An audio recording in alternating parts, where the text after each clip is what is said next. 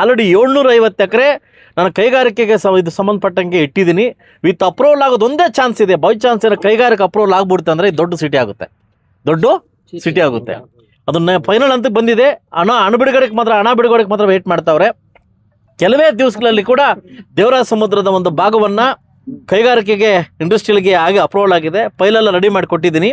ಇಲ್ಲಿ CM ಹೂ ಅಂದ ತಕ್ಷಣ ಸೆಂಟ್ರಲ್ ಗೌರ್ಮೆಂಟ್ ಬಂದು ಅಮೌಂಟ್ ಹಾಕಕ್ಕೆ ರೆಡಿ ಇದೆ. ದೊಡ್ಡ ಫ್ಯಾಕ್ಟ್ರೀಸ್ ಬರಕ್ಕೆ ರೆಡಿ ಇದ್ದಾರೆ. ಆಗ ಈ ಜಾಗವನ್ನು ನೋಡಲಿಕ್ಕೆ ದೊಡ್ಡ ಮಟ್ಟಕ್ಕೆ ಕಾಣಿಸು. ಇವಾಗ ನಾವೇನ್ಬೋದು ದೂರ ಅನ್ಕೊಂತೀವಿ. ಇನ್ನು ನಾವು ನಾನು 3D ಇವತ್ತು ಬಿಡುಗಡೆ ಮಾಡಬೇಕಾಗಿತ್ತು. ತುಂಬ ಇಡೀ ಮುಳಬಾಗಲ್ ಇದರಲ್ಲಿ ಯಾವುದೋ ಅಷ್ಟೊಂದು ದೊಡ್ಡ ಚೌಲ್ಟ್ರಿ ಇಲ್ಲ, ಭವನ ಇಲ್ಲ. ಅಷ್ಟು ಚೆನ್ನಾಗಿ ಚೌಲ್ಟ್ರಿ ಮೂಡ್ ಬಂದಿದೆ. ಯಾಕೆಂತಂದರೆ ಈ ಜಾಗನ್ನೇ ಯಾಕೆ ಆಯ್ಕೆ ಮಾಡ್ಕೊಂಡಿದ್ದೀವಿ ಅಂತಂದರೆ ಆಲ್ರೆಡಿ 750 ಎಕರೆ ನಾನು ಕೈಗಾರಿಕೆಗೆ ಇದು ಸಂಬಂಧಪಟ್ಟಂಗೆ ಇಟ್ಟಿದ್ದೀನಿ. ವಿತ್ ಅಪ್ರೂವಲ್ ಆಗೋದು ಒಂದೇ ಚಾನ್ಸ್ ಇದೆ. ಬೈ ಚಾನ್ಸ್ ಏನೋ ಕೈಗಾರಿಕೆ ಅಪ್ರೂವಲ್ ಆಗ್ಬಿಡುತ್ತೆ ಅಂದರೆ ದೊಡ್ಡ ಸಿಟಿ ಆಗುತ್ತೆ, ದೊಡ್ಡ ಸಿಟಿ ಆಗುತ್ತೆ.